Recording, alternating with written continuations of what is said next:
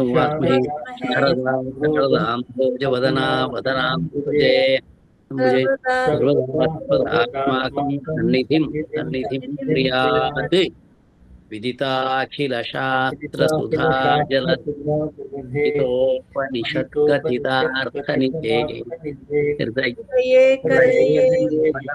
शरणं भवशङ्करये देशिकमे मे शरणम् शरणं नारायणाय नलिनायतलोचनाय नामावशेषित महाबलिवैभवाय नानाचराचर विधायक चिन्मते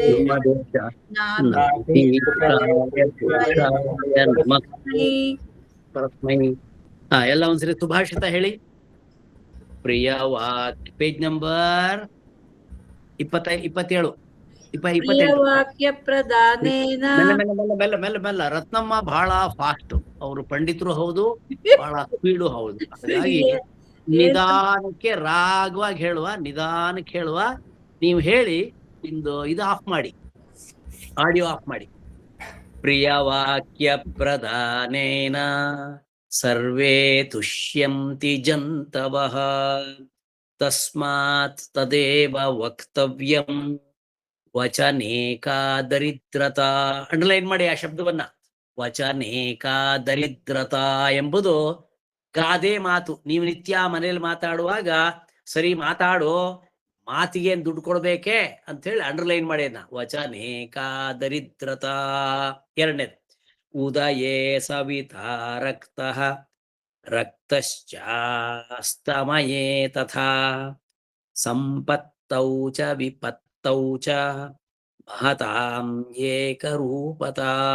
ಎರಡನೇ ಸಾಲು, ಸಂಪತ್ತೌ ಚ ವಿಪತ್ತೌ ಚ, ಸಂಪತ್ತು ಬರಲಿ ವಿಪತ್ತು ಬರಲಿ, ಮಹತಾಂ ಮಹಾತ್ಮರು ಏಕರೂಪವಾಗಿರ್ತಾರೆ. ಕರ್ತ ಕಾರಯಿತ ಚೈವ ಪ್ರೇರಕಶ್ಚಾನುಮೋದಕಃ ಸುಕೃತೆ ದುಷ್ಕೃತೆ ಚೈವ ಚತ್ವಾರಃ ಸಮಭಾಗಿನಃ. ಆ ಚತ್ವಾರಃ ಸಮಭಾಗಿನಃ ಅಂಡರ್ಲೈನ್ ಮಾಡಿ.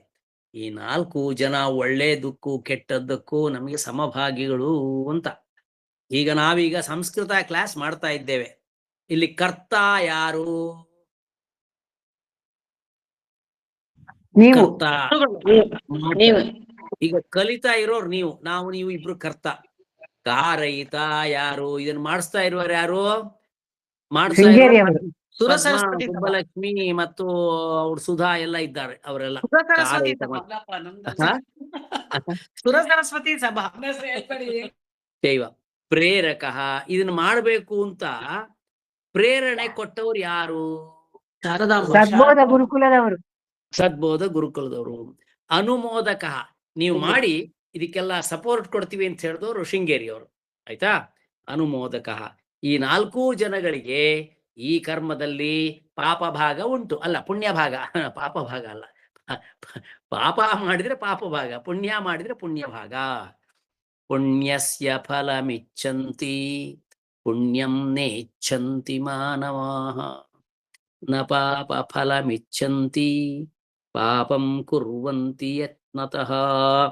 ನೆಕ್ಸ್ಟ್, ಉದ್ಯೋಗಿನಂ ಪುರುಷ ಸಿಂಹಮುಪೈತಿ ಲಕ್ಷ್ಮೀ ದೈವೇನ ದೇಯಮಿತಿ ಕಾ ಪುರುಷಾ ವದಂತಿ ದೈವಂ ನಿಹತ್ಯ ಕುರು ಪೌರುಷಮಾತ್ಮಶಕ್ತ್ಯಾ ಯತ್ನೇ ಕೃತೆ ಯದಿ ನ ಸಿದ್ಧ್ಯತಿ ಕೋತ್ರ ದೋಷಃ.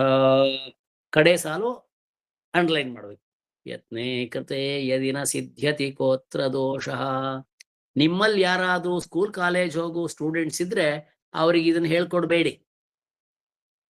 ಅವರು ಪರೀಕ್ಷೆಯಲ್ಲಿ ಫೇಲ್ ಆಗಿ ಬಂದ್ರೆ ಯತ್ನೇ ಕೃತೆ, ಪ್ರಯತ್ನ ಮಾಡಿದ್ರು ಕೂಡ ಸಿದ್ಧಿ ಆಗದಿದ್ರೆ, ಪಾಸ್ ಆಗದಿದ್ರೆ ಕೋತ್ರ ದೋಷ, ನನ್ನ ದೋಷ ಅಂತೂ ಅಲ್ಲ, ಅದು ಒಂದು ಟೀಚರ್ ದೋಷ ಅಥವಾ ಸ್ಕೂಲ್ ಹೆಡ್ ಮಾಸ್ಟರ್ ದೋಷ ಅಥವಾ ಸರ್ಕಾರ ದೋಷ ಅಂತ ಹೇಳಿ, ಆದ್ರಿಂದ ನನ್ನ ತಪ್ಪು ಏನೂ ಇಲ್ಲ ಅಂತ ಕೂತು ಬಿಡ್ತಾರೆ. ನೆಕ್ಸ್ಟ್, ಯಥಾ ಪರೋಪಕಾರ. ನಾವು ಹಾಗೆ ಹೇಳ್ಬೋದಾ? ನೀವ್ ಹಾಗಿಲ್ಲ, ಇದು ಸ್ಕೂಲ್ ಕಾಲೇಜ್ ಮಕ್ಕಳಿಗೆ ಮಾತ್ರ. ನಿಮ್ಗಲ್ಲ. ಯಥಾ ಪರೋಪಕಾರೇಷು ನಿತ್ಯಂ ಜಾಗರ್ತಿ ಸಜ್ಜನಃ ತಥಾ ಪರಾಪಕಾರೇಷು ನಿತ್ಯಂ ಜಾಗರ್ತಿ ದುರ್ಜನಃ ಛಾಯಾಮನ್ಯಸ್ಯ ಕುರ್ವಂತಿ ತಿಷ್ಠಂತಿ ಸ್ವಯಮಾತಪೇ ಫಲಾನ್ಯಪಿ ಪರಾರ್ಥಾಯ ವೃಕ್ಷಾ ಸತ್ಪುರುಷ ಇವ. ಅಂಡರ್ಲೈನ್ ಮಾಡಿ, ವೃಕ್ಷಾ ಸತ್ಪುರುಷ ಇವ. ಪರೀಕ್ಷೆಲ್ಲ ಅಷ್ಟೇ ಕೊಡ್ತಾರೆ. ಎಕ್ಸ್ಪ್ಲೈನ್, ವಿವರಿಸಿರಿ. ವೃಕ್ಷ ಸತ್ಪುರುಷ ಇವ, ವೃಕ್ಷರು ಸತ್ಪುರುಷರು ಹಾಗೆ. ಲೋಭಾವಿಷ್ಟೋ ನರೋ ವಿತ್ತಂ ವೀಕ್ಷತೆ ನತು ಸಂಕಟಂ ದುಗ್ಧಂ ಪಶ್ಯತಿ ಮಾರ್ಜಾರೋ ನ ತಥಾ ಲಗುಡಾಹತಿಂ. ಆಯ್ತಾ? ಸಂಪೂರ್ಣ ಕುಂಭೋ ನ ಕರೋತಿ ಶಬ್ದಂ. ಅಂಡರ್ಲೈನ್ ಮಾಡಿ ಅದನ್ನೇ, ಸಂಪೂರ್ಣ ಕುಂಭೋ ನ ಕರೋತಿ ಶಬ್ದಂ ಎಂಬುದೇ ಅಂಡರ್ಲೈನ್ ಮಾಡ್ಬೇಕು. ತುಂಬಿದ ಕೊಡ ತುಳುಕುವುದಿಲ್ಲ, ಶಬ್ದ ಮಾಡುವುದಿಲ್ಲ. ಅರ್ಧೋ ಘಟೋ ನೂನಮುಪೈತಿ ನೂನಂ ವಿದ್ವಾನ್ ಕುಲೀನೋ ನ ಕರೋತಿ ಗರ್ವಂ. ಅದನ್ನ ಅಂಡರ್ಲೈನ್ ಮಾಡಿ. ಗುಣೈರ್ವಿಹೀನ ಬಹು ಜಲ್ಪಯಂತಿ. ಗುಣ ಇಲ್ದವ್ರು ಮಾತ್ರ ಬಡಾಯಿ ಕೊಚ್ಕೋತಾರೆ. ನ ಚೋರಹಾರ್ಯಂ ನ ಚ ರಾಜಹಾರ್ಯಂ ರಾತೃಭಾಜ್ಯಂ ನ ಚ ಭಾರಕಾರಿ ವ್ಯಯೇ ಕೃತೆ ವರ್ಧತ ಏವ ನಿತ್ಯಂ ವಿದ್ಯಾಧನಂ ಸರ್ವಧನ ಪ್ರಧಾನಂ. ಅದ ಅಂಡರ್ಲೈನ್ ಮಾಡಿ. ವಿದ್ಯಾಧನಂ ಸರ್ವಧನ ಪ್ರಧಾನಂ ಅಂಡರ್ಲೈನ್ ಮಾಡಿ ಇದನ್ನು ನೀವು ವಿವರಿಸಿ ಹೇಳ್ತೀರಿ. ಆಯ್ತಾ? ರೈಟ್. ಈಗ ಮುಂದಿನ ಪಾಠಕ್ಕೆ ಹೋಗೋಣ. ಪಾಠ ನಂಬರ್ 10. ದಶಮಃ ಪಾಠಃ. ದಶಮಃ ಪಾಠಃ ತುಳಸಿ. ಕಾವೇರಿ. ಹೌದಾ? ಅಲ್ಲ, ತುಳಸಿ. ತುಳಸಿ ಪಾಠ. ತುಳಸಿ.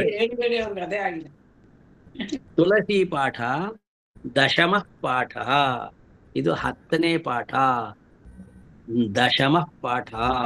ಇನ್ನು 1 2 3 4 5 6 7 6 ಪಾಠ ಇದೆ. ಸರಿ, ಆಯ್ತು, ಬನ್ನಿ. ದಶಮಃ ಪಾಠ ತುಳಸಿ. ಇದರಲ್ಲಿ ನೀವು ಕಲಿಬೇಕಾದ್ದು ಈಕಾರ ಅಂತ ಸ್ತ್ರೀಲಿಂಗ ಶಬ್ದ. ಇದರಲ್ಲಿ ತುಳಸಿ ಅನ್ನುವಾಗ ಲಾಸ್ಟ್ ಲೆಟರ್ ಯಾವುದು? ಈ. ಈ. ನದಿ ಅನ್ನುವಾಗ ಲಾಸ್ಟ್ ಲೆಟರ್ ಯಾವುದು? ನದಿ. ಈ. ಇದೆಲ್ಲ ಈಕಾರ ಅಂತ ಸ್ತ್ರೀಲಿಂಗೋ ನದಿ ಶಬ್ದ. ನದಿ ಶಬ್ದ ಗೊತ್ತಾಯ್ತೆ? ಎಲ್ರು ಕೂಡ ಸ್ತ್ರೀಲಿಂಗದ ಈಕಾರ ಅಂತ ಶಬ್ದದ ನಿಮ್ಮ ಶಬ್ದ ಮಂಜರಿಯಲ್ಲಿ ತೆಗಿರಿ. ನಿಮ್ಮ ಪೇಜ್ ನಂಬರ್ 109. 107ರಲ್ಲಿ ಇದೆಯಾ? ಯಾವ 107ರಲ್ಲಿ ಯಾವ್ದಿದೆ? ಮತಿಹಿ ಇದೆ. 108 ಅಂತ. 108 ಸರ್, 108. 108ರಲ್ಲಿ ಯಾವ್ದಿದೆ? ಲಕ್ಷ್ಮೀ. ಲಕ್ಷ್ಮಿ. ಲಕ್ಷ್ಮಿ ಇದೆ. ಗೌರಿ, ನದಿ, ಸಖಿ, ವಾಣಿ, ಪರ್ವತಿ, ಪಾರ್ವತಿ, ಆಮೇಲೆ ಸುಮತಿ, ರತ್ನಾವತಿ. ರತ್ನ ಅಂದ್ರೆ ಆಗಲ್ಲ, ಆಕಾರ ಅಂತ. ರತ್ನಾವತಿ. ಪದ್ಮ ಆಗಲ್ಲ, ಪದ್ಮಾವತಿ ಅಂದ್ರೆ ಈಕಾರ ಅಂತ ಆಯ್ತು. ಗೊತ್ತಾಯ್ತಾ? ಎಲ್ಲ ಈಕಾರ ಅಂತ. ಕುಸುಮಾದೇವಿ, ನಾಗವೇಣಿ. ನಾಗವೇಣಿ ಕರೆಕ್ಟ್ ಆಗ್ತದೆ, ಕರೆಕ್ಟ್ ಆಗ್ತದೆ. ಬನಶಂಕರಿ, ರುಕ್ಮಿಣಿ ಎಲ್ಲ ಕರೆಕ್ಟ್ ಆಗ್ತದೆ. ಈ ರತ್ನ ಮಾತ್ರ ಸರಿ ಆಗಲ್ಲ. ಸರಿ, ಆಕಾರ ಅಂತ ಸ್ತ್ರೀಲಿಂಗ. ನಿಮ್ಮ ಅಪ್ಪನಿಗೆ ಹೇಳ್ಬೇಕಾಯ್ತು ಹೆಸರು ಚೇಂಜ್ ಮಾಡಿ ಅಂತ. ರತ್ನಾವತಿ ಅಂತ ಮಾಡಿದ್ರೆ ನಿಮ್ದು ಈಕಾರ ಅಂತ ಆಗ್ತೈತಿ. ರತ್ನ ಅಂತ ಆಕಾರ ಅಂತ ಮಾಡಿ ನಿಮ್ದು ತಪ್ಪಾಯ್ತು. ಈಕಾರ ಅಂತ ಸ್ತ್ರೀಲಿಂಗ ಲಕ್ಷ್ಮೀ ಶಬ್ದ. Page number 108 ಕತಗಿರಿ. ಇಲ್ಲಿ ಲಕ್ಷ್ಮೀ ಶಬ್ದ ಇದೆ. ಎಲ್ರೂ ಕೂಡ ಆಫ್ ಮಾಡಿ ಗಟ್ಟಿ ಹೇಳಿ. ಆಫ್ ಮಾಡಿ ಗಟ್ಟಿ ಹೇಳಿ. ಯಾರಿಗೆ ಕೇಳ್ಬೇಕು? ನಿಮ್ಮ ಮನೆಯವ್ರಿಗೆಲ್ಲ ಕೇಳ್ಬೇಕು. ನಿಮಗಿಂತ ಮೊದಲು ಮನೆಯವ್ರಿಗೆ ಬಾಯಿ ಹರ್ಟ್ ಆಗ್ಬೇಕು. ನಿಮಗಿಂತ ಮೊದಲು ಮನೆಯವ್ರಿಗೆಲ್ಲ ಬಾಯಿ ಹರ್ಟ್ ಆಗ್ಬಿಡ್ಬೇಕು. ಗೊತ್ತಾಯ್ತಾ? ಲಕ್ಷ್ಮೀ ಲಕ್ಷ್ಮ್ಯೌ ಲಕ್ಷ್ಮ್ಯಃ ಲಕ್ಷ್ಮೀಂ ಲಕ್ಷ್ಮ್ಯೌ ಲಕ್ಷ್ಮೀ ಲಕ್ಷ್ಮ್ಯಾ ಲಕ್ಷ್ಮೀಭ್ಯಾಂ ಲಕ್ಷ್ಮೀಭಿಃ ಲಕ್ಷ್ಮ್ಯೈ ಲಕ್ಷ್ಮೀಭ್ಯಾಂ ಲಕ್ಷ್ಮೀಭ್ಯಃ ಲಕ್ಷ್ಮ್ಯಾಃ ಲಕ್ಷ್ಮೀಭ್ಯಾಂ ಲಕ್ಷ್ಮೀಭ್ಯಃ ಲಕ್ಷ್ಮ್ಯಾಃ ಲಕ್ಷ್ಮ್ಯೋಃ ಲಕ್ಷ್ಮೀನಾಂ ಲಕ್ಷ್ಮ್ಯಾಂ ಲಕ್ಷ್ಮ್ಯೋಃ ಲಕ್ಷ್ಮೀಷು ಹೇ ಲಕ್ಷ್ಮ್ಯೌ ಹೇ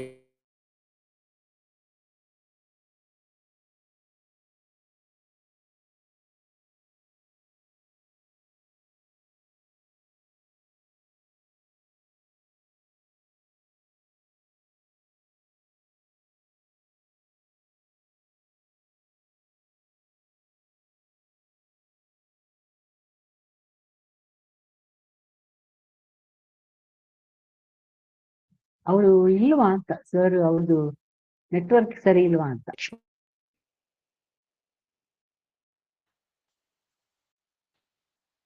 ಹಾ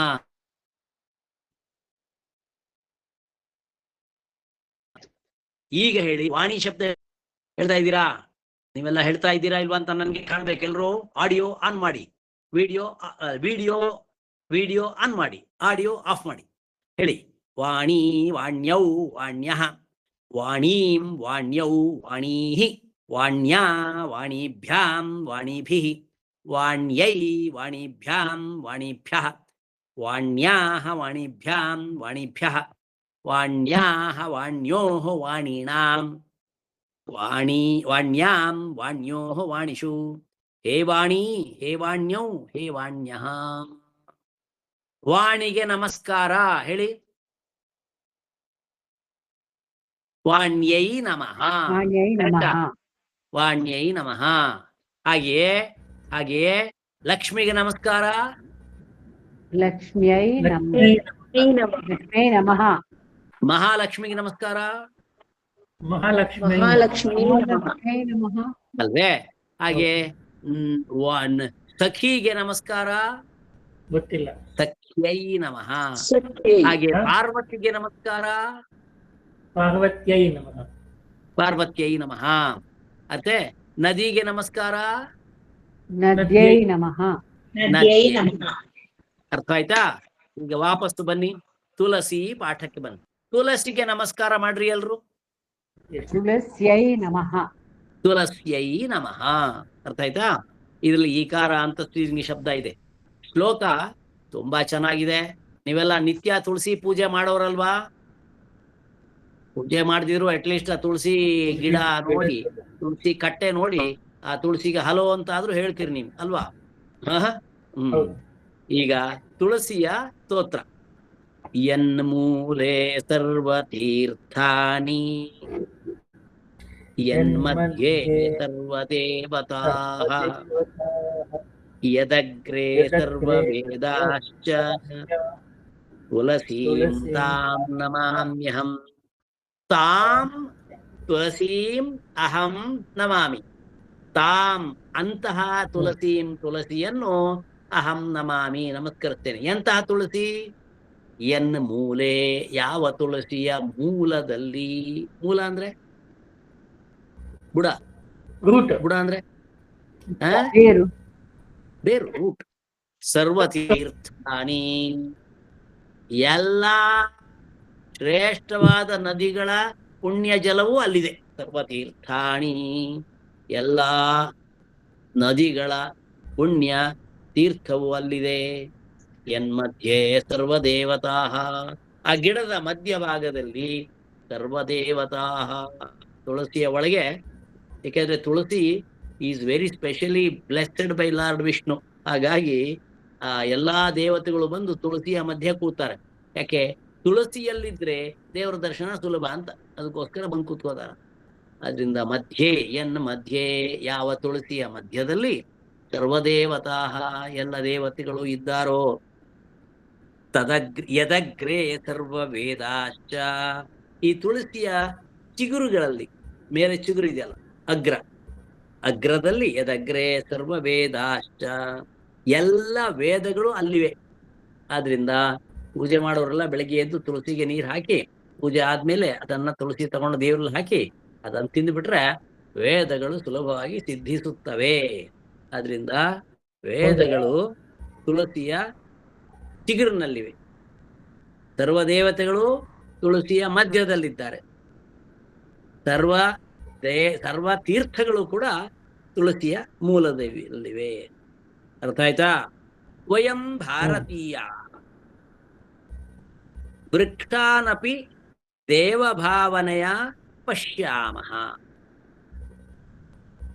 ವಯಂ ಭಾರತೀಯ, ನಾವು ಭಾರತೀಯರು ಏನ್ ಮಾಡ್ತೇವೆ?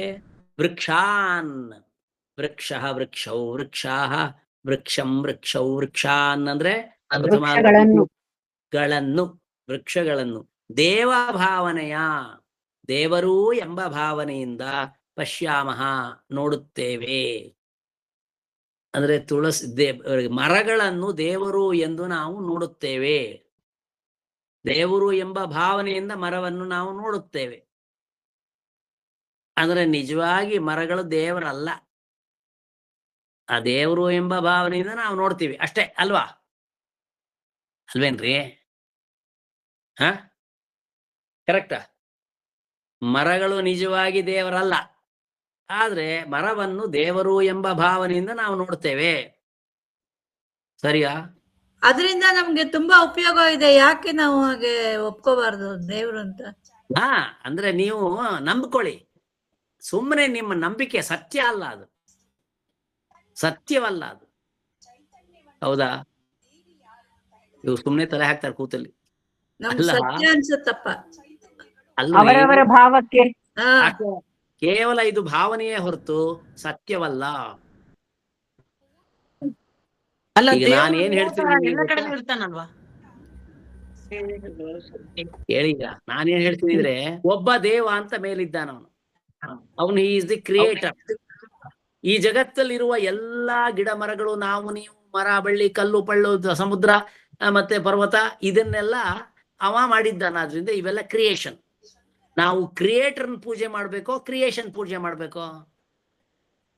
ಸೃಷ್ಟಿಕರ್ತನನ್ನ ಪೂಜೆ ಮಾಡ್ಬೇಕಾ ಅಥವಾ ಸೃಷ್ಟಿಯನ್ನ ಪೂಜೆ ಮಾಡ್ಬೇಕಾ? ಸೃಷ್ಟಿಕರ್ತ ಇಸ್ ಇನ್ಕ್ಲೂಸಿವ್ ಆಫ್ ಎವ್ರಿಥಿಂಗ್. ಎಲ್ಲದರಲ್ಲೂ ಸೃಷ್ಟಿಕರ್ತನ ಅಂಶ ಇದೆ, ಎಲ್ಲದನ್ನೂ ಒಳಗೊಂಡಿದ್ದಾನೆ. ಇವಳೇನು ಬೇರೆ ಹೇಳ್ತಾಳಲ್ಲ ನೋಡಿ.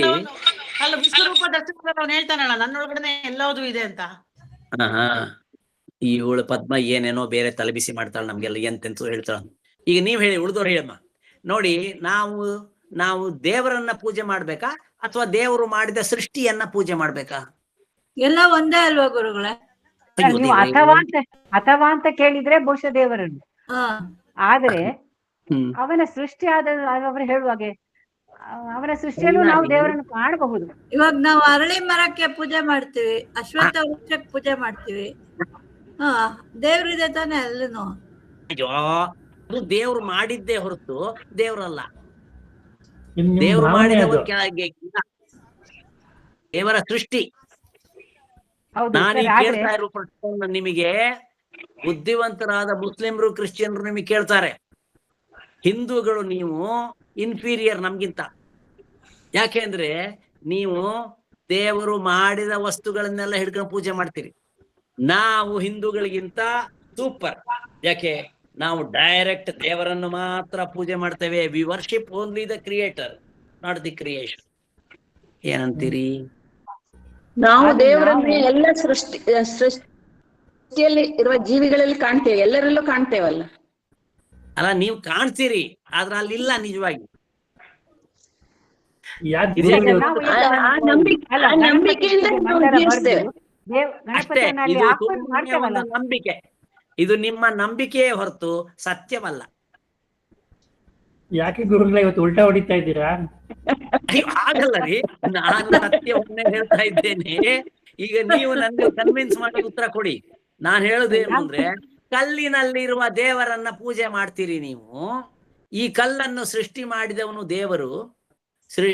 ಸೃಷ್ಟಿ ಮಾಡಿದ ಸೃಷ್ಟಿಕರ್ತನನ್ನ ಬಿಟ್ಟು ಅವ ಮಾಡಿದ ಕಲ್ಲನ್ನ ಪೂಜೆ ಮಾಡ್ತಾ ಇದ್ದೀರಲ್ಲ ನೀವು. ನಾವು ದೇವರನ್ನು ಪ್ರತ್ಯಕ್ಷವಾಗಿ ಕಾಣಕ್ ಆಗೋದಿಲ್ಲ, ಆದ್ರಿಂದ ನಾವು ಇಲ್ಲಿ ಇರುವ ಸೃಷ್ಟಿಯಲ್ಲಿ ಯಾವ್ದೋ ರೂಪದಲ್ಲಿ ಕಾಣ್ತೇವೆ. ಸೃಷ್ಟಿಕರ್ತನ ಪೂಜೆ ಮಾಡ್ತಾ ಇಲ್ಲ. ಕುಸುಮ, ಇವಳು ಹೇಳ್ತಾ ಇರುವುದೇನು ಅಂದ್ರೆ, ದೇವರನ್ನ ನಮಗೆ ಕಾಣಕ್ ಆಗಲ್ಲ, ಹಾಗಾಗಿ ಕಂಡದ್ದನ್ನ ದೇವರು ಅಂತ ನಾವು ಪೂಜೆ ಮಾಡ್ತೇವೆ ಅಂತ. ನಿಜವಾಗಿ ಗಿಡ ಮರ ಕಂಡಂದ್ರೆ ಗಿಡ ಮರ ನಾಗ ಕಲ್ಲು ಯಾವುದು ನಿಜವಾಗಿ ದೇವರಲ್ಲ. ಇದನ್ನೇ ನಾವು ದೇವರು ಅಂತ ನಂಬ್ಕೊಂಡು ಪೂಜೆ ಮಾಡ್ತೇವೆ, ಯಾಕೆ ನಮ್ ಸಮಾಧಾನಕ್ಕೆ. ಆದ್ರೆ ಸತ್ಯವಾಗಿ ಈ ಕಲ್ಲು ಮಣ್ಣು ಮರ ಎಲ್ಲ ದೇವರಲ್ಲ.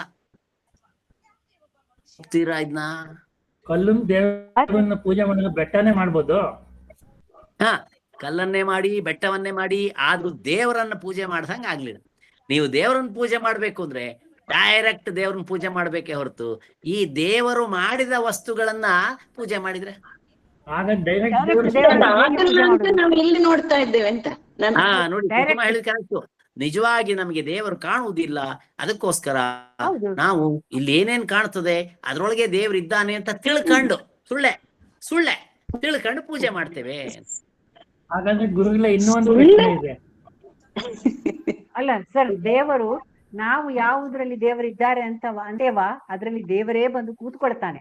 ಅದಕ್ಕೆ ಏನ್ ಪ್ರೂಫ್? ಈ ಸುಮತಿ ಸುಳ್ಳೆ ಹೇಳುದು. ಮರದಲ್ಲಿ ಬಾ ದೇವರೇ ಅಂದ್ರೆ ಬಂದು ಬಿಡ್ತಾನ? ಇವಳು ಸುಳ್ಳೆ ಹೇಳುದು. ನಾವು ಮಾಡಿದ ದೇವರಿಗೆ ಮುಟ್ತದೆ ಅಂತ ನಮಗ್ ಗೊತ್ತುಂಟಾ? ಅಲ್ಲ ರೀ, ಈಗ ಇವಳು ಒಂದು ಕಲ್ಲಿನ ವಿಗ್ರಹ ನೋಡಿ ಇದೇ ದೇವ್ರು ಅಂತ ನೀವು ಪೂಜೆ ಮಾಡುವಾಗ ಅದು ನಿಜವಾಗಿ ದೇವರಲ್ಲ, ಅದು ದೇವರು ಸೃಷ್ಟಿ ಮಾಡಿದ ಒಂದು ಕಲ್ಲು ಅಷ್ಟೇ. ಅದು ದೇವರಲ್ಲ ಅಂತ ನೀವ್ ಹೇಳುದು, ನಾನ್ ಹೇಳ್ತೇನೆ ಅದು ಕೂಡ ದೇವರೇ ಅಂತ. ಹಾಗೆ ನಮ್ಮ ನಂಬಿಕೆ ಅಷ್ಟಿದ್ರೆ, ನಮ್ಮ ಭಕ್ತಿ ಅಷ್ಟಿದ್ರೆ ಕಲ್ಲು ಕೂಡ ದೇವರಾಗ್ತದೆ ಅಷ್ಟೇ ಹೊರತು ಇದು ಕೇವಲ ನಿಮ್ಮ ನಂಬಿಕೆ, ನಿಮ್ಮ ಭಕ್ತಿಯ ವಿಷಯವೇ ಹೊರತು ಸತ್ಯವಲ್ಲ. ಅಲ್ಲ, ಹಾಗೆ ಒಂದು ಹೇಳಿದ್ದಾರೆ, ಅವರವರ ಭಾವಕ್ಕೆ ಅವರವರ ಭಕುತಿಗೆ ಅವರವರ ತೆರನಾಗಿ ಇರುತಿಹನು ಶಿವಯೋಗಿ. ಕರೆಕ್ಟ್. ನೀವು ಹರಿಯ ಭಕ್ತರಿಗೆ ಹರಿ ಅಂದ್ರೆ ನೀವು ಯಾವ್ದನ್ನ ದೇವ್ರು ಅಂತ ಕರೀತಿರೋ ಅದನ್ನ ಪೂಜೆ ಮಾಡಿ. ಅದು ನನ್ನ ದೇವರ ಅವರೇ ಆಗ್ತಾರೆ, ನಿಮ್ಗಿಲ್ಲದೆ ಆದ್ರೆ ಇರ್ಬೋದು. ಅವನು ನಿಜವಾಗಿ ದೇವರಲ್ಲ. ಒಂದು ಮರ ನಿಜವಾಗಿ ದೇವರಲ್ಲ. ನೀವು ದೇವರು ಅಂತ ತಿಳ್ಕೊಂಡು ಪೂಜೆ ಮಾಡ್ತೀರಿ ಅನ್ನುವುದು ಕ್ರಿಶ್ಚಿಯನ್ ಮುಸ್ಲಿಮರು ನಿಮಗೆ ಹೇಳುವುದು. ಉತ್ತರ ಏನ್ ನಿಮ್ದು? ಅಲ್ಲ, ನಾನ್ ಹೇಳ್ತೇನೆ ಅದು ದೇವರೇ. ಯಾಕಂತ ಹೇಳಿದ್ರೆ ಅದು ಕಲ್ಪನೆ ಇರಬಹುದು. ದೇವರು ಕೂಡ ಅವರ ಕಲ್ಪನೆಯೇ ಆಗಿದೆ. ಅವರ ದೇವರು ಕೂಡ ಅವರ ಕಲ್ಪನೆಯೇ ಆಗಿದೆ. ಅವ್ರಿಗೇನಾದ್ರೂ ಗೊತ್ತುಂಟಾ? ಅವರು ಯೇಸು ಕ್ರಿಸ್ತನ ಚಿತ್ರ ಹಾಕ್ತಾರೆ, ಆದ್ರೆ ಅವನು ಯೇಸು ಕ್ರಿಸ್ತ ಹಾಗಿದ್ದ ಅಂತ ಯಾರು ನೋಡಿದ್ದಾರೆ? ಯೇಸು ಕ್ರಿಸ್ತನ್ ನೋಡಿದವರು ಇದ್ದಾರೆ. ಯಾರನ್ನು? ಅವರನ್ನು ಕಣ್ಣಾರೆ ನೋಡಿದವರು. ಯಾಕಂದ್ರೆ ಎಸ್ ವಿ ಕೃಷ್ಣ ಅವರಿಗೆ ನನ್ನ ಪಾರ್ಟಿಗೆ ಬರ್ತಾರೆ. ಹೇಳಿ ಸರ್, ನಾನು ಹೇಳಿದ್ದು ಕರೆಕ್ಟ್ ಅಲ್ವಾ? ಒಪ್ಕೋತೀರಾ? ಇಲ್ಲ, ಯೇಸು ಕೃಷ್ಣನ ನೋಡಿದವರು ಇದ್ದಾರೆ ಅಂತ ನಾನು ಹೇಳಿದ್ದು. ಇದ್ದಾರೆಲ್ಲ ಇದ್ರು ಹಿಂದಿನ ಕಾಲದಲ್ಲಿ. ಯಾವ್ದೋ ನಿಮ್ಗೆ ಒಂದು ವಿಷಯ ಹೇಳ್ತೇನೆ, ಬೈಬಲ್ ಅನ್ನು ಬರ್ದಿರೋದು ಅವನ ಕಾಲದಲ್ಲಿ ಅಲ್ಲ, ಅವನು ಸತ್ತು 100 ವರ್ಷ ಆದ್ಮೇಲೆ ಬರ್ದಿರೋದು. ಹಾಗಾಗಿ ಅವನನ್ನು ನೋಡಿದವರು ಯಾರೂ ಗೊತ್ತಿರ್ಲಿಕ್ಕೆ ಸಾಧ್ಯವೇ ಇಲ್ಲ. It is as simple as that. ಆಯ್ತು. ಈಗ ಸುಬ್ಬಲಕ್ಷ್ಮಿ ಬರ್ತಾರ ಕೇಳಿ. ಸುಬ್ಬಲಕ್ಷ್ಮಿ ಅವರು ಒಪ್ತಾರ? ಎಲ್ಲಾದ್ರಲ್ಲೂ ದೇವರಿದಾನೆ ಅಂತ ನಮ್ದು. ಎಲ್ಲಾದ್ರಲ್ಲೂ ದೇವರಿದಾನೆ, ಎಲ್ಲರಲ್ಲೂ ದೇವ್ರನ್ನ ಕಾಣ್ಬೇಕು. ಗುರುಗಳೇ,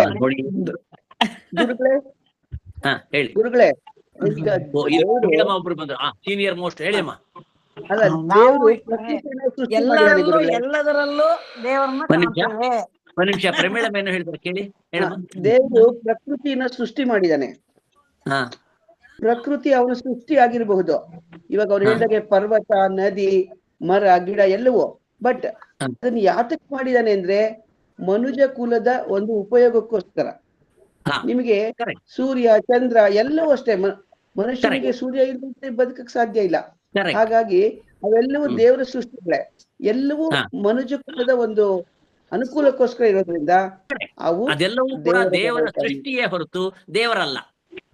ಆದ್ರೂ ದೇವರ ಸ್ವರೂಪ, ದೇವರು ಸೃಷ್ಟಿ ಮಾಡಿ ಕೊಟ್ಟಿರೋದ್ರಿಂದ ನಮ್ಗೆ ಅನುಕೂಲ ಆಗ್ತಾ ಇರೋದ್ರಿಂದ ದೇವರಲ್ಲ. ನಾವ್ ಅದನ್ನ ದೇವರ ಮಾಡುದು ಒಳ್ಳೇದು, ದೇವರು ಮಾಡಿದ ವಸ್ತು ಪೂಜೆ ಮಾಡುದು ಒಳ್ಳೇದು. ಆ ದೇವರು ಏನ್ ಮಾಡಿದಾನೆ ಅಂದ್ರೆ ಇಂಥದ್ದನ್ನು ಕೂಡ ನೀನು ನಾನೇ ಅಂತ ನಂಬಬೇಕು ಎನ್ನುವ ಬುದ್ಧಿಯನ್ನು ನಮ್ಮ ತಲೆಗೆ ಇಟ್ಟಿದ್ದಾನೆ. ಈ ಸುಮತಿ ಕರೆಕ್ಟ್ ಆಗಿ ಹೇಳ್ತಾ ಇದ್ದಾಳೆ, ಆದ್ರೆ ಅವಳಿಗೆ ಆಧಾರ ಸಿಗ್ತಾ ಇಲ್ಲ. ಹಾಗೆ ಕೈಕಾಲು ಬಡ್ಕತಾ ಇದ್ದಾಳೆ ಅವಳಿಗ. ಕರೆಕ್ಟ್ ಹೇಳಿದ್ದು. ಈಗ ಅದಕ್ಕಿಂತ ಚೆನ್ನಾಗಿ ನಮ್ಮ ಸುಬ್ಬಲಕ್ಷ್ಮಿ ಅವರು ಬಾರಿ ಕರೆಕ್ಟ್ ಹೇಳಿದ್ರು. ಇನ್ನೊಮ್ಮೆ ಹೇಳಿ ಅಜ್ಜಿ, ಹೇಳಮ್ಮ. ಸುಬ್ಬಲಕ್ಷ್ಮಿ ಹೇಳಿ. ಈಗ ನೋಡಿ, ಪ್ರಾಬ್ಲಮ್ ಆಗಿದೆ ನಮ್ಗೆ. ದೇವ್ರನ್ನ ಪೂಜೆ ಮಾಡ್ಬೇಕಾ ಅಥವಾ ದೇವರು ಸೃಷ್ಟಿ ಮಾಡಿದಂತ ಪ್ರಕೃತಿ ಪೂಜೆ ಮಾಡ್ಬೇಕಾ? ಬಿಡಿ ಗುರುಗಳ. ಎರಡು ಇಬ್ರಿಗೂ ಮಾಡ್ಬಿಡೋಣ ಪೂಜೆ ಬಿಡಿ. ಪ್ರತಿಯೊಂದರಲ್ಲೂ ಇದಾನೆ ದೇವ್ರು ಅಂತ ನಮ್ದು. ಶ್ಲೋಕ ಇದೆಯಲ್ಲ, ಯಾಕಂದ್ರೆ ಸರ್ವದೇವ ವಿಶೇಷವಾಗಿ ನಮಸ್ಕಾರ ಶಕ್ತಿ, ಕೇಶವಂ ಒಂದು ಪ್ರತಿಗಚ್ಚತಿ. ಶಕ್ತಿ ಇದೆ ಅಲ್ವಾ, ಶಕ್ತಿ ಇದೆ. ಒಂದು ಸರಿ. ಶಕ್ತಿಯಿಂದಲೇ ನಮ್ಮ ಪ್ರಪಂಚ ನಡೀತಾ ಇರೋದು. ಸೂರ್ಯ ಚಂದ್ರರೆಲ್ಲ ಅದು ನೋಡ್ತಾ ಇರ್ತೀವಿ ನಾವು ಪ್ರತಿದಿನ ಅಲ್ವಾ. ಅದಕ್ಕೆ ನಾವು ಎಲ್ಲಾರಲ್ಲೂ ದೇವರಿದ್ದಾನೆ ಅಂತ ಬೆಳಗಾಗಿದ್ದು ಎದ್ದ ತಕ್ಷಣ ಸ್ನಾನ ಮಾಡಿದ ತಕ್ಷಣ ಫಸ್ಟ್ ಸೂರ್ಯಂಗ್ ನಮಸ್ಕಾರ ಮಾಡ್ತೀವಿ. ಈಗ ಸುಬ್ಬಲಕ್ಷ್ಮಿ ಹೇಳಿದ್ದು ಕರೆಕ್ಟ್. ಪ್ರಮೀಳಮ್ಮ 10 ತಾರೀಕು ಬಂದು ನಿಂತು ಬಿಟ್ರು, ಮುಂದೆ ಹೋಗ್ಲಿಲ್ಲ ಅವ್ರು. ಗೊತ್ತಾಯ್ತಾ? ಏನು ವಿಷಯ ಅಂದ್ರೆ ಈ ಇದು ಸುಮತಿ ರೌಂಡ್ ಹೊಡಿತಾ ಇದ್ದಾಳೆ. ಈ ನಮ್ಮ ರುಕ್ಮಿಣಮ್ಮ ಮಾತಾಡ್ತಿಲ್ಲ, ಮುಗ್ದೇ ಹೋಗುತ್ತೆ, ಸಾಕು, ಬೇಡ ಈಗ. ಈಗ ಸತ್ಯ ಏನಂತ ಹೇಳ್ತೀವಿ, ದೇವರ ಸೃಷ್ಟಿನ ನಾವು ಪೂಜಿಸಿದ್ರೆ ಅವನು ಸುಪ್ರೀತನಾಗ್ತಾನೆ. ಸಂಸ್ಕೃತ ಕಲಿತಿರುವ ನೀವು ನಿಮ್ಮ ಮಕ್ಕಳ ಮೊಮ್ಮಕ್ಕಳ ಮರಿಮಕ್ಳು ಯಾರಾದ್ರೂ ಕೂಡ ಎಲ್ಲಿದ್ದಾನೆ ದೇವ್ರು ಅದು ಇದು ಅಂತ ಗಲಾಟೆ ಮಾಡಿದ್ರೆ, ಅಡ್ಡ ಹಾಕಿದ್ರೆ, ಬೇರೆ ಧರ್ಮದವರು ಜಾತಿಯವರು ನಮ್ಗೆ ಏನಾದ್ರು ಅಡ್ಡ ಕೇಳಿದ್ರೆ ನೀವು ಮಾಡ್ಬೇಕಾದ್ದೇನು ಅಂದ್ರೆ ಒಂದು ವಾಕ್ಯ ಬೈಹರ್ಟ್ ಮಾಡ್ಬೇಕು. ಉಪನಿಷತ್ತಿನ ಒಂದು ವಾಕ್ಯ ನಾನು ಹೇಳ್ಕೊಡ್ತೀನಿ, ಹೇಳಿ. ತತ್ ಸೃಷ್ಟ್ವಾ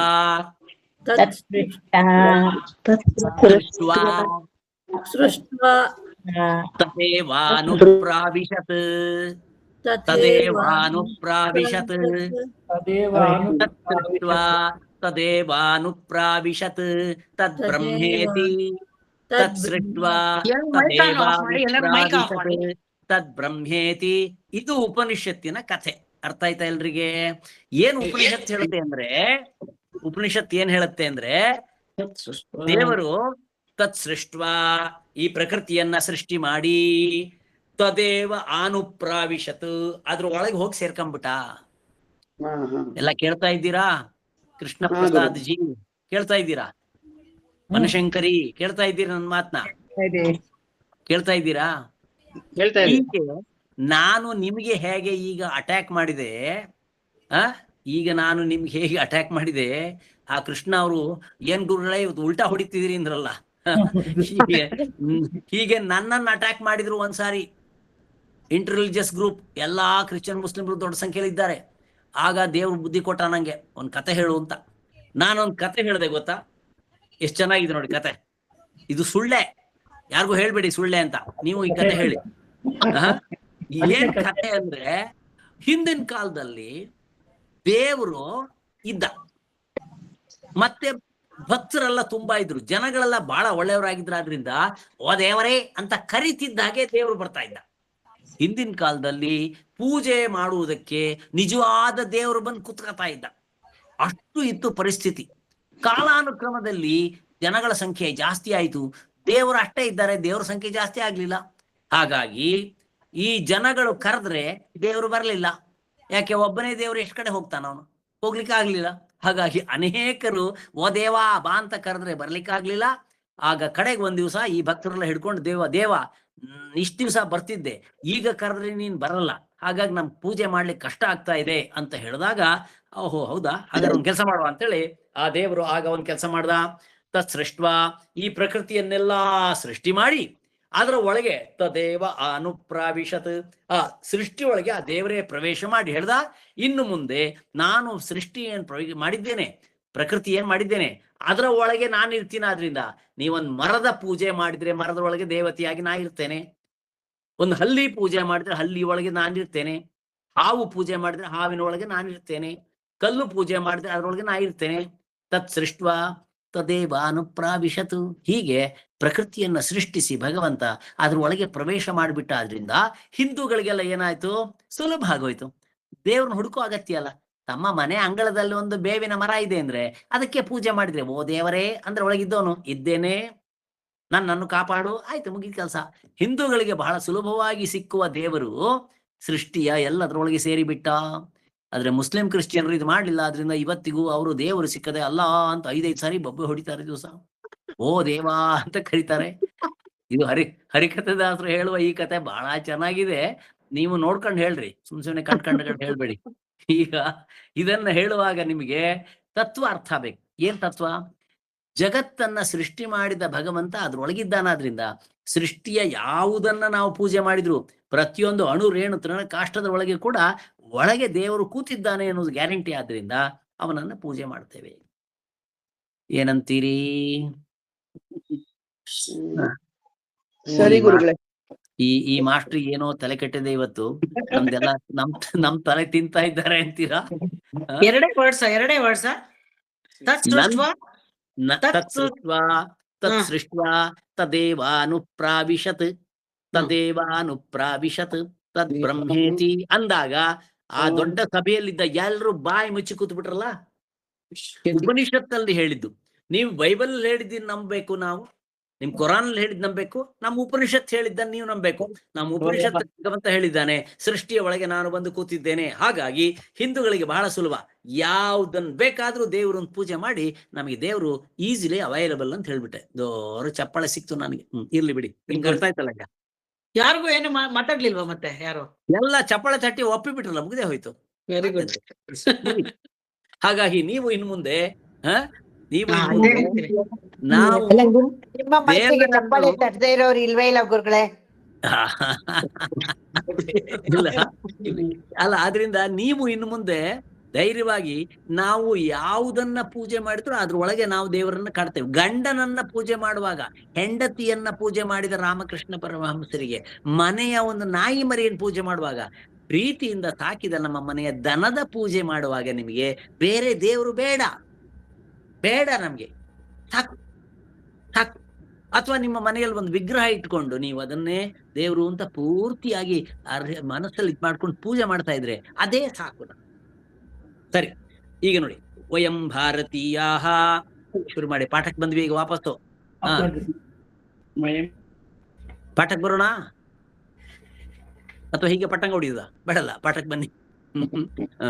ವಯಂ ಭಾರತೀಯಾ, ನಾವು ಭಾರತೀಯರು, ವೃಕ್ಷಾನ್ ಅಪಿ, ವೃಕ್ಷಗಳನ್ನು ಕೂಡ ದೇವಭಾವನೆಯ, ದೇವ ಎಂಬ ಭಾವನೆಯಿಂದ ಪಶ್ಯಾಮಹ, ನೋಡುತ್ತೇವೆ. ಏಕೆಂದರೆ ಈ ವೃಕ್ಷದ ಒಳಗೆ ದೇವರು ಇದ್ದಾನೆ.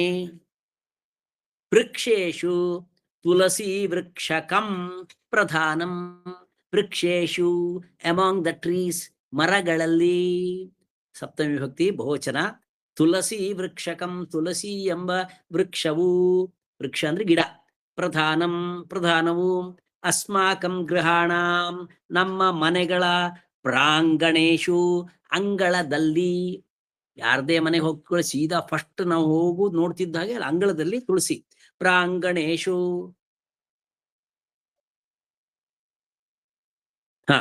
ಅಸ್ಮಾಕಂ ಗೃಹಾಣಾಂ ಪ್ರಾಂಗಣೇಶು ಸಾಧಾರಣತೆಯ, ಸಾಮಾನ್ಯವಾಗಿ, ತುಳಸಿ ವೃಕ್ಷಕಂ ದೃಶ್ಯತ ಏವ, ತುಳಸಿ ವೃಕ್ಷಕವು ದೃಶ್ಯತ ಏವ, ಕಾಣುತ್ತದೆ. ದೃಶ್ಯತ ಏವ, ಕಂಡೇ ಕಾಣುತ್ತದೆ.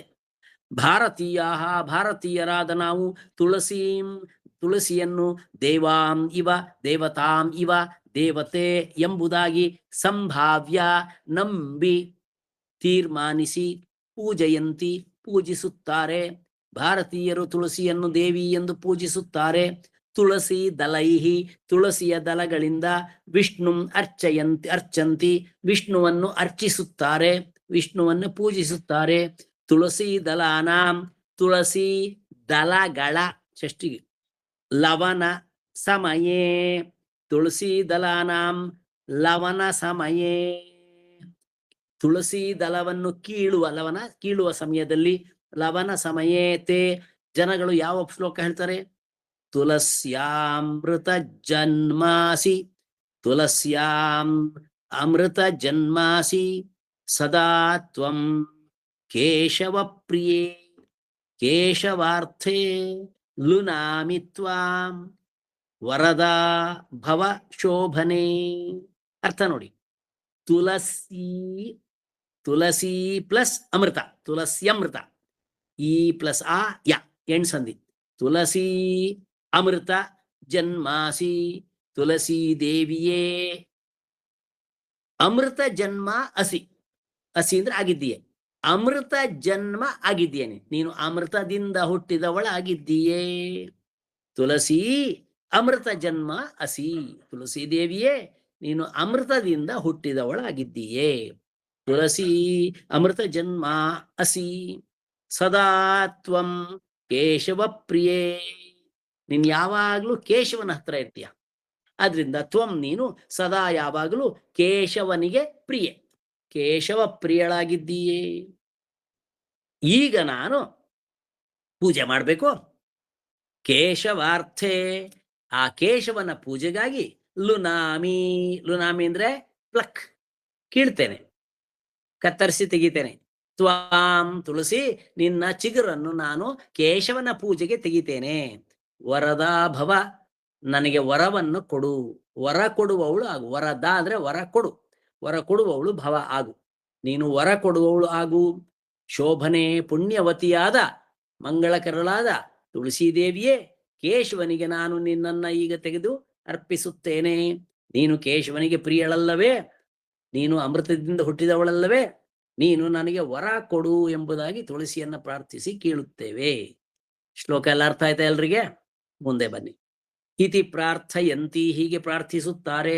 ತುಳಸಿ ದಲೈಹಿ, ತುಳಸಿಯ ದಲಗಳಿಂದ, ತೃತೀಯ ಭಕ್ತಿ ಗಳಿಂದ. ತುಳಸಿ ದಲೈಹಿ ಕೃತೇನ ಅರ್ಚನೇನ, ತುಳಸಿಯ ದಲಗಳಿಂದ ಮಾಡಿದ ಅರ್ಚನೆಯಿಂದ ಭಗವಾನ್ ವಿಷ್ಣು, ಭಗವಂತನಾದ ವಿಷ್ಣು ಪ್ರಸನ್ನೋ ಭೂತ್ವ, ಪ್ರಸನ್ನನಾಗುತ್ತಾನೆ.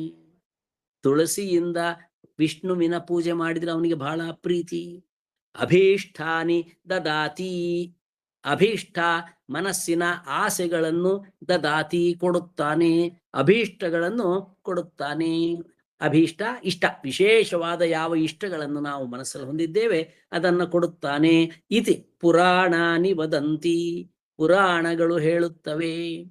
ಪುರಾಣಾನಿ, ಪುರಾಣಗಳು ಏನ್ ಹೇಳ್ತವೆ?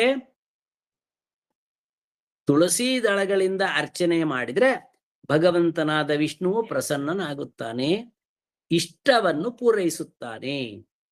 ದೇವಿ ಭಾಗವತೆ, ದೇವಿ ಭಾಗವತ ಅಂತ ಒಂದು ಪುಸ್ತಕ ಇದೆ, ಭಾಗವತ ಇದೆ ವ್ಯಾಸರು ಬರೆದದ್ದು, ಇನ್ನೊಂದು ಆಮೇಲೆ ಬಂದದ್ದು ದೇವಿ ಭಾಗವತ ಅಂತಿದೆ. ಅದರಲ್ಲಿ ತುಳಸಿ ವಿಶ್ವಪಾವನಿ, ತುಳಸಿಗೆ ಇನ್ನೊಂದು ಹೆಸರು ವಿಶ್ವಪಾವನಿ, ಲೋಕವನ್ನೆಲ್ಲ ಶುದ್ಧ ಮಾಡುವವಳು. ಇತಿ ನಾಮ್ನ, ಈ ಹೆಸರಿನಿಂದ ವರ್ಣಿತ ಅಸ್ತಿ, ವರ್ಣಿತಳಾಗಿದ್ದಾಳೆ. ತುಳಸಿಯನ್ನ ಹೀಗೆ ವರ್ಣನೆ ಮಾಡಿದ್ದಾರೆ. ತುಳಸಿ ಸರ್ವಂ ಅಪಿ ಪವಿತ್ರಂ, ತುಳಸಿಯ ಬೇರು, ಕಾಂಡ, ಚಿಗುರು, ಎಲೆ ಎಲ್ಲವೂ ಪವಿತ್ರ. ತುಳಸಿ ಸರ್ವಮಪಿ ಪವಿತ್ರಂ ಕರೋತಿ, ತುಳಸಿಯನ್ನ ಎಲ್ಲಿ ಹಾಕಿದ್ರೂ ಪವಿತ್ರ ಆಗತ್ತೆ. ಅದಕ್ಕೆ ಒಂದು ತುಳಸಿ ಹಾಕಿ ಗಾಯತ್ರಿ ಮಂತ್ರ ಅನ್ನದಲ್ಲಿ ಹಾಕಿಬಿಟ್ರೆ ಊಟ ಮಾಡುವ ಮೊದಲು ಅದು ಪವಿತ್ರವಾಗಿ ಹೋಯ್ತು. ದೊಡ್ಡ ದೊಡ್ಡ ಕಡೆಯಲ್ಲಿ ಸಂತರ್ಪಣೆ ಮಾಡುವಾಗ ರಾಶಿ ಅನ್ನ ಸಾಂಬಾರೆಲ್ಲ ಮಾಡಿರ್ತಾರೆ, ಒಂದು ತುಳಸಿಯಲ್ಲಿ ಪ್ರೋಕ್ಷಣೆ ಮಾಡಿ ಆ ತುಳಸಿ ಹಾಕಿಬಿಟ್ರೆ ಅಲ್ಲಿಗೆ ಪವಿತ್ರವಾಯ್ತು. ಸರ್ವಮಪಿ ಪವಿತ್ರಂ ಕರೋತಿ ಇತಿ ತಸ್ಯ ಅರ್ಥ. ವಿಶ್ವಪಾವನಿ ಅಂದ್ರೆ ಜಗತ್ತನ್ನು ಶುದ್ಧ ಮಾಡ್ತಾಳೆ ಅಂತ ಅರ್ಥ. ದೇವಸ್ಯ ತೀರ್ಥೇ, ದೇವರ ಪ್ರಸಾದ ತೀರ್ಥ ಕೊಡುವಾಗ ತುಳಸಿ ದಲಾನಿ ಮಿಶ್ರಯಂತಿ, ತುಳಸಿ ದಳವನ್ನ ಒಳಗೆ ಮಿಶ್ರ ಮಾಡ್ತಾರೆ, ಗಿಂಡಿಯಲ್ಲಿ ತುಳಸಿ ದಳ ಹಾಕಿರ್ತಾರೆ, ಅದನ್ನ ಕೊಡ್ತಾರೆ. ಯಾಕೆ? ತುಳಸಿ ದಳ ಮುಟ್ಟಿದ ನೀರು ಶುದ್ಧ. ತಾದೃಶಸ್ಯ ಪ್ರಸಾದಸ್ಯ, ಅಂತಹ ಪ್ರಸಾದದ ತೀರ್ಥಸ್ಯ, ತೀರ್ಥದ, ಆ ರೀತಿ ತುಳಸಿ ಮುಟ್ಟಿದ ತೀರ್ಥ ಮತ್ತು ಪ್ರಸಾದ ಚ ಸೇವನೇನ, ಅದನ್ನ ತಿನ್ನುವುದರಿಂದ ಕುಡಿಯುವುದರಿಂದ ಸ್ವಾಸ್ಥ್ಯ ವೃದ್ಧಿ, ಸ್ವಾಸ್ಥ್ಯ ಆರೋಗ್ಯ, ವೃದ್ಧಿ ಹೆಚ್ಚುತ್ತದೆ. ಭವತಿ, ಸುಲಭವಾಗಿದೆ ಆಯ್ತು, ಹಾಗೆ ಬೇಗ ಹೋಗ್ತಾ ಇದ್ದೀನಿ. ತುಳಸ್ಯಾಂ ಅನೇಕೆ ಔಷಧ ಗುಣಾ ಸಂತಿ, ತುಳಸ್ಯಾಂ ಷಷ್ಠಿ ವ್ಯಕ್ತಿ ಏಕವಚನ, ತುಳಸಿ ಸಪ್ತಮಿ ವ್ಯಕ್ತಿ ಏಕವಚನ, ತುಳಸಿಯಲ್ಲಿ, ತುಳಸ್ಯಾಂ ಅನೇಕೆ ಔಷಧ ಗುಣಾ, ಅನೇಕ ಔಷಧ ಗುಣಗಳು ಸಂತಿ ಇವೆ, ಇತಿ ಎಂಬುದಾಗಿ ಆಯುರ್ವೇದಜ್ಞಾ, ಆಯುರ್ವೇದ ತಿಳಿದವರು ಪ್ರತಿಪಾದಯಂತಿ ಪ್ರತಿಪಾದಿಸುತ್ತಾರೆ. ತುಳಸಿಯಲ್ಲಿ ಅನೇಕ ಔಷಧ ಗುಣಗಳಿವೆ ಎಂಬುದಾಗಿ ಆಯುರ್ವೇದದವರು ಹೇಳುತ್ತಾರೆ. ಆಯುರ್ವೇದ ಗ್ರಂಥೇಶು, ಆಯುರ್ವೇದ ಗ್ರಂಥಗಳಲ್ಲಿ ತುಳಸ್ಯಾಹ, ತುಳಸಿಯ ಗುಣವರ್ಣನ ಪರಾಣಿ, ಗುಣವರ್ಣನೆಗಳಿಗೆ ಪರವಾದ ಅಂದ್ರೆ ಗುಣವರ್ಣನೆಗಳಿಂದ ಕೂಡಿದ, ಅನೇಕ ಗುಣವರ್ಣನೆಗಳಿಂದ ಕೂಡಿದ ಅನೇಕಾನಿ ನಾಮಾನಿ ಸಂತಿ, ಅಂದ್ರೆ ತುಳಸಿಯ ಗುಣವನ್ನು ಹೇಳುವ ಹೆಸರುಗಳು, ಪರ್ಯಾಯ ಪದಗಳು, ಅನೇಕ ಪರ್ಯಾಯ ಪದಗಳು ತುಳಸಿಗಿದೆ. ವಿಷ್ಣು ವಲ್ಲಭ, ಸುರಸುಂದರಿ, ಶ್ರೀಕೃಷ್ಣ ವಲ್ಲಭ, ವೃಂದಾ, ವೈಷ್ಣವಿ ಇತ್ಯಾದಿಭಿ ಇವುಗಳಿಂದ ಪವಿತ್ರ ನಾಮಾನಿ, ಇವೆಲ್ಲ ಪವಿತ್ರ ನಾಮಗಳು. ವಿಭೂಷಿತ ತುಳಸಿ ವೃಕ್ಷಕ, ತುಳಸಿ ವೃಕ್ಷ ಈ ಎಲ್ಲ ಪವಿತ್ರ ಹೆಸರುಗಳಿಂದ ತುಂಬಿದೆ. ಪ್ರತಿದಿನಂ ಭೋಜನಾತ್ ಪ್ರಾಕ್, ಪ್ರತಿದಿನ ಭೋಜನಕ್ಕೆ ಮೊದಲು, ಭೋಜನಾತ್ ಪ್ರಾಕ್ ಭೋಜನಕ್ಕಿಂತಲೂ ಮೊದಲು. ನೋಡಿ, ಪ್ರಾಕ್ ಅಂದ್ರೆ ಮೊದಲು. ಯಾವಾಗ ಪ್ರಾಕ್ ಶಬ್ದ ಬರ್ತದೆ ಅದರ ಹಿಂದಿನ ಪದ ಪಂಚಮಿ ವಿಭಕ್ತಿಯಲ್ಲಿರಬೇಕು. ಭೋಜನಾತ್ ಪ್ರಾಕ್, ಊಟಕ್ಕೆ ಮೊದಲು. ಸುಮತಿ ಅವರು ಮುಂದಿನ ಕ್ಲಾಸಲ್ಲಿ ನಿಮ್ಗೆ ಈ ಗ್ರಾಮರ್ ಪಾಯಿಂಟ್ ಅನ್ನೆಲ್ಲ ಅರ್ಥ ಮಾಡಿಸ್ತಾರೆ. ಪ್ರಾಕ್ ಪಂಚಮಿ ಅಂತ. ಪ್ರಾಕ್ ಬಂದಾಗ ಅದಕ್ಕೆ ಸಂಬಂಧಪಟ್ಟ ಶಬ್ದವು ಪಂಚಮಿಯಲ್ಲಿರ್ಬೇಕು. ಭೋಜನಸ್ಯ ಪ್ರಾಕ್, ಊಟಕ್ಕೆ ಮೊದಲು ಅಂತಲ್ಲ, ಊಟದ ಮೊದಲು ಅಲ್ಲ. ಭೋಜನಾತ್ ಪ್ರಾಕ್, ಊಟಕ್ಕಿಂತಲೂ ಮೊದಲು, ಪಂಚಮಿಯಲ್ಲಿ ಗಿಂತಲೂ ಮೊದಲು. ತುಳಸಿ ಪತ್ರಾಣಾಂ ಭಕ್ಷಣೇನ, ಊಟಕ್ಕೆ ಮೊದಲು 3 ತುಳಸಿಯ 8 ತುಳಸಿಯ ಎಲೆಗಳನ್ನು ತಿನ್ನಬೇಕು. ತುಳಸಿ ಪತ್ರಾಣಾಂ ಭಕ್ಷಣೇನ ರೋಗ ನಿರೋಧಕ ಶಕ್ತಿ ವರ್ಧತೆ, ನಮ್ಮ ಒಳಗೆ ರೋಗವನ್ನು ತಡೆಯುವ ಶಕ್ತಿಯು ಬೆಳೆಯುತ್ತದೆ. ಏನಂತೀರಿ? ಊಟಕ್ಕೆ ಮೊದಲು ತೀರ್ಥ ತಕೊಂಡು 3 ಎಲೆ ತುಳಸಿ ತಿನ್ಬಿಡ್ಬೇಕು. ರೋಗ ನಿರೋಧಕ ಶಕ್ತಿ ವರ್ಧತೆ. ತುಳಸಿ ಕಷಾಯಸ್ಯ, ತುಳಸಿಯನ್ನು ನೀರಿಗೆ ಹಾಕಿ ಚೆನ್ನಾಗಿ ಕುದಿಸಿ ಅಲ್ಲಿ ಬರುವ ಲಿಕ್ವಿಡ್ ಏನಿದೆ, ಕಷಾಯ ಇದೆಯೇ, ಸೇವನೇನ, ತುಳಸಿ ಕಷಾಯವನ್ನು ಸೇವನೆ ಮಾಡುವುದರಿಂದ ಚರ್ಮವ್ಯಾಧಯ, ಚರ್ಮದ ರೋಗಗಳು ನಶ್ಯಂತಿ, ನಾಶವಾಗುತ್ತವೆ. ಕಂಠವೇದನಾಯಾಮ್, ಯಾರಿಗಾದ್ರೂ ಥ್ರೋಟ್ ಇನ್ಫೆಕ್ಷನ್ ಆಗಿ ಮಾತಾಡ್ಲಿಕ್ಕೆ ಸಂಗೀತಕ್ಕೆ ಕಷ್ಟ ಇದ್ರೆ ಕಂಠವೇದನಾಯಾಮ್, ಕಂಠದ ಥ್ರೋಟ್, ಕಂಠದ ನೋವಿದ್ರೆ ಕಂಠಸ್ವರಸ್ಯ ಪರಿವರ್ತನೇನ, ಕಂಠಸ್ವರವು ಪರಿವರ್ತನೆಯಾಗಿದ್ರೆ, ಶೀತ ಜಾಸ್ತಿ ಆದಾಗ ಆಗ್ತದೆ. ಕಂಠದ ಸ್ವರವು ಚೇಂಜ್ ಆಗಿದ್ರೆ, ಪರಿವರ್ತನೆಯಾಗಿದ್ರೆ ತುಳಸಿ ದಲೈಹಿ ಮಿಶ್ರಿತಂ, ತುಳಸಿ ದಲವು ಮಿಶ್ರಿತವಾದ ಕ್ವಥಿತಂ ಜಲಂ, ಕುದಿಸಿದ, ಕ್ವಥಿತ ಅಂದ್ರೆ ಕುದಿಸಿದ ಜಲಂ ನೀರು. ತುಳಸಿ ದಲವನ್ನ ನೀರಿನಲ್ಲಿ ಹಾಕಿ ಹಾಗೆ ಕುದಿಸಿದ ನೀರನ್ನು ಬಹು ಉಪಕರೋತಿ, ಕುಡಿತಾ ಇರಬೇಕು. ಆಗಾಗ ಕುಡಿತಾ ಇದ್ರೆ ಜಲಂ ಉಪಕರೋತಿ.